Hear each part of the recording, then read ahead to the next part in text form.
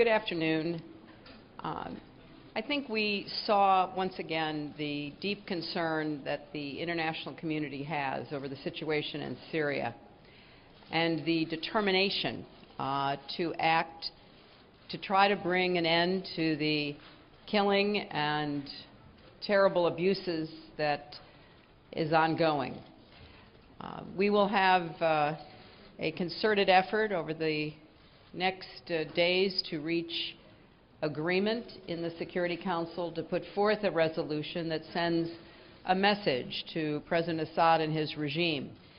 I think it was made abundantly clear that the Arab League has played an essential leadership role, and we want to support the Arab League's position, and we want to underscore that there is no intention to seek any authority or to pursue any kind of military intervention.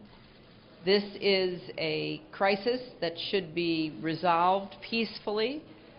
In order to do that, the United States believes that President Assad should step away and permit others to begin the process of negotiating a political transition that will lead to elections and the fulfillment of the aspirations and universal human rights of the Syrian people.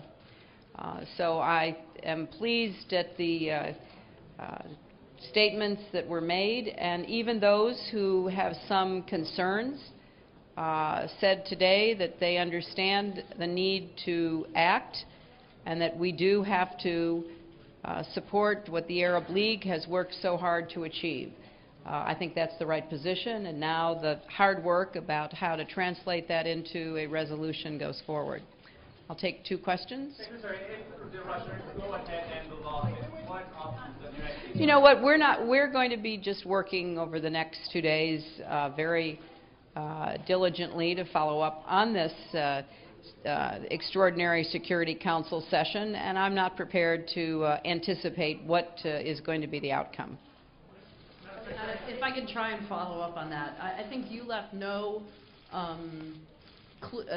hint today between your comments, the Foreign Secretary's comments, and Foreign Minister Juppé's comments taken with a very tough statement by Ambassador Rice yesterday that you think that Russia is blocking movement by the Council. And over the last 48 hours, Foreign Minister Lavrov has publicly said that he doesn't want to talk to you because he's busy in Australia, and so clearly he's skirting serious discussion with you directly on this issue. So what is all this chest beating here at the United Nations for if at the end of the day the Russians aren't going to meaningfully work towards a solution? Or are you concerned that you'll have to water down this resolution so much that it doesn't take into the spirit of the Arab League report that you endorse?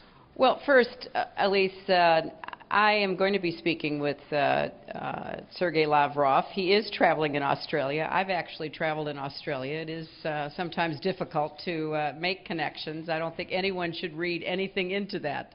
I think what's important is the resolve that has been demonstrated so clearly today by the Arab League and by a majority of the members of the Security Council that action is called for.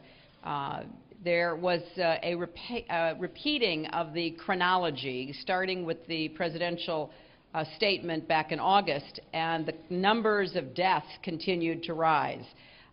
So this is not sustainable. We have to make a very clear statement from the Security Council supporting the Arab League's leadership and calling for a path forward that will be followed by the Assad regime. And obviously the United States and I personally care deeply about what is happening in Syria. I also understand some of the doubts and concerns of the Syrian people, which I addressed directly today in my statement. If this were easy, it would have already been done.